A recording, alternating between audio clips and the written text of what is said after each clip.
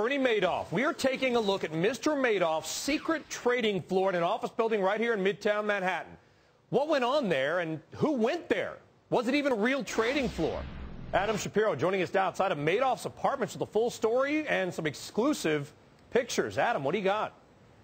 Brian, we have more than exclusive pictures. You're going to meet a man who actually went to that floor on a regular basis because he was an employee of Mr. Madoff. But let's start with the video that a lot of people have not seen. That's the 17th floor, the private investment arm of the Bernard Madoff Investment Securities. This is where Mr. Madoff was running what we now know to be the fraudulent private investment securities firm in which he has allegedly defrauded $50 billion from his clients. Now, on that floor was a computer. It was an IBM AS400, and we're told this was the computer that would print out the statements that the thousands of people who say they've lost now billions of dollars to Mr. Madoff, that's the computer that printed the statements.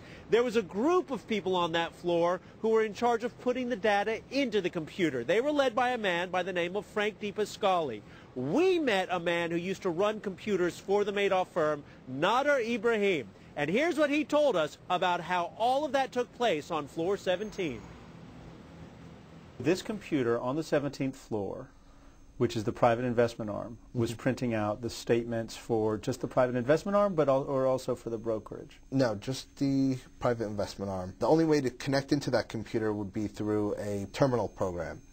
Only people on the 17th floor had access to that terminal. You have 5 people that are part of Frank's group, and it's an assumption throughout the firm that Frank's group inputs data into the mainframe on 17, which spits out the statements. Anybody else, in order to trade, they'd use what's called MIS, Madoff Investment Security System. That is another system that they would use to process their trades, but the one on 17th floor, you needed passwords to get in. Frank and all the members in his section had access to the system.